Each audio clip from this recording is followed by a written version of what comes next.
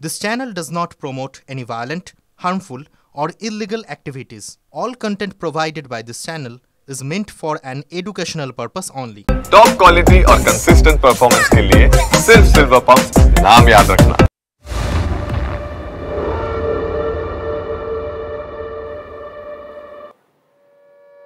এবারে রাজ্যের খবরে চোখ রাখবো গোঘাটে বিজেপি কর্মীকে খুনের অভিযোগ উঠছে। দু হাত বাঁধা অবস্থায় বাড়ির সামনে উদ্ধার হয়েছে ওই বিজেপি কর্মীর দেহ। মৃত বিজেপি কর্মীর নাম আমরা জানতে পারছি শেখ বকিবুল্লাহ মোল্লা। তিনি সংখ্যালঘু মোর্চার মণ্ডল সভাপতি। তার পরিবার দাবি করছে যে রাজনৈতিক কারণেই তাকে খুন করা হয়েছে, তিনি রাজনৈতিক প্রতিহিংসার বলি। এটা স্থানীয় বিজেপি বিধায়কও কিন্তু বলছেন। সঠিক তদন্ত হোক, পরিবারের পাশে দাঁড়িয়েছে তৃণমূল কংগ্রেস। ঘটনাস্থলে গোঘাট থানার পুলিশ গিয়ে পৌঁছেছে। 2020 সালের সেপ্টেম্বর মাসে এই গোঘাটে খুন হন বিজেপি কর্মী গণেশ রায়। 5 বছরের মাথায় আবারও গোঘাটে বিজেপি কর্মী খুন হলেন, প্রশ্ন উঠছে। গোঘাটের সানমাদিতে শেখ রাকিবুল্লাহ 35 বছর বয়স, তার ঝুলন্ত দেহ উদ্ধার করলো গোঘাট থানার পুলিশ। এই মুহূর্তে শেখ রাকিবুল্লাহর দেহ উদ্ধার করে পোস্টমর্টমের জন্য আরামবাগ মেডিকেল কলেজ হাসপাতালে নিয়ে যাচ্ছে।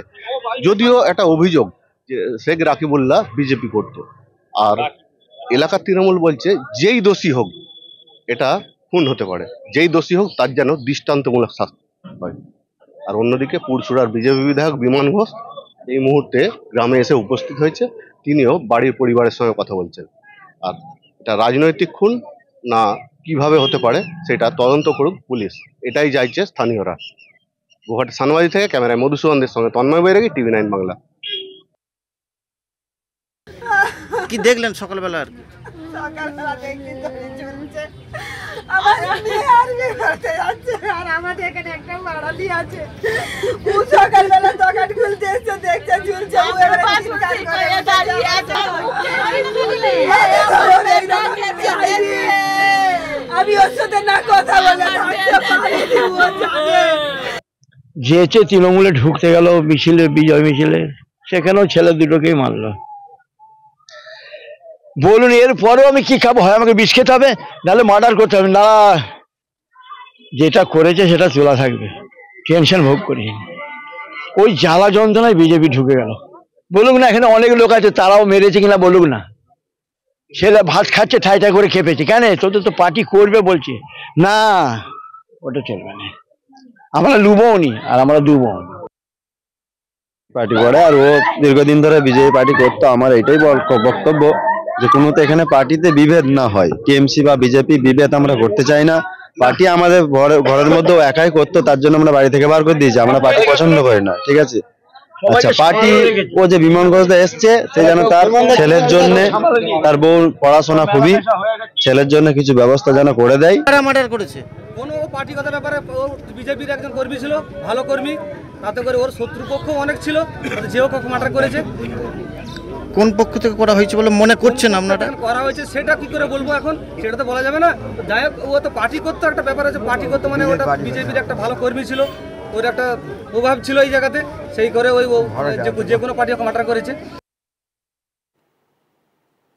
বিজেপি বিধায়ক এবং তৃণমূলের তরফ থেকে এই বিষয়ে কি প্রতিক্রিয়া দেওয়া হয়েছে আপনাদের পরপর শোনাবো এবার। এটা পুরোপুরিভাবে মার্ডার, হাত বাঁধা আছে, কনুই থেকে রক্ত পড়ছে এবং যেভাবে ঝোলানো হয়েছে এটা পুরোপুরিভাবে মার্ডার। পরিষ্কার একটা দাবি পুলিশ প্রশাসনের কাছে, কারা এটা করেছে ইমিডিয়েট ইনভেস্টিগেশন করে পোস্টমর্টমে পাঠাক। আমি পুরো কন্টিনিউ বডির সঙ্গে থাকবো, পোস্টমর্টম হবে, পোস্টমর্টম রিপোর্ট সব কিছু যা হবে। ধামা চাপা দেওয়া যাবে না, মূল কথা হচ্ছে একটা। আমরা প্রশাসনের প্রতি পূর্ণ আমাদের আস্থা রয়েছে।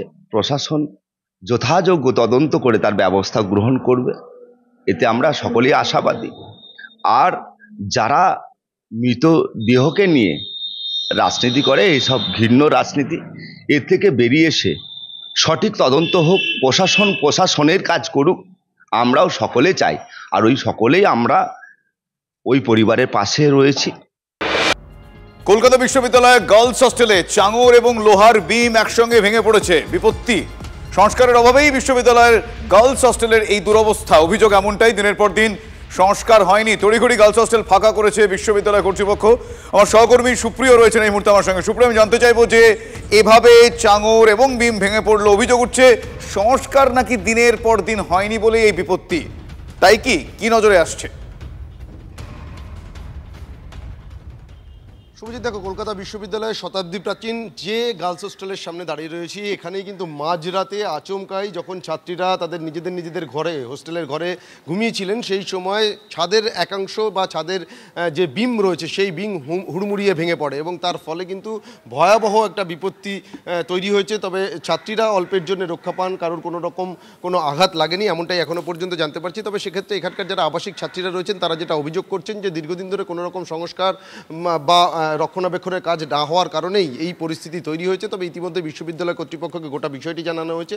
তাদের তরফ থেকে ছাত্রীদের এখান থেকে নিরাপদ জায়গাতে বা অন্য গেস্ট হাউস বা হোস্টেলে স্থানান্তরিত করা হবে বলে আশ্বস্ত করা হয়েছে। তবে ছাত্রীরা যেটা অভিযোগ করছেন যে এখনও পর্যন্ত কিন্তু সেই বন্দোবস্ত করা হয়নি, তাদেরকে এই হোস্টেলের মধ্যেই প্রাণের ঝুঁকি নিয়ে থাকতে হচ্ছে, এমনকি তারা মানসিকভাবে যথেষ্ট বিপর্যস্ত অবস্থার মধ্যেই রয়েছেন। তবে যেটা বিশ্ববিদ্যালয় কর্তৃপক্ষ কি বলছে সুপ্রিয়, কারণ এই অভিযোগ তো যাচ্ছে এবং যারা রক্ষণাবেক্ষণের দায়িত্বে তারা কি বলছেন? কারণ এরকম ভাবে ভয় নিয়ে ঝুঁকি নিয়ে কতদিন তারা থাকবেন? সেভাবে কি থাকা যায় আদৌ?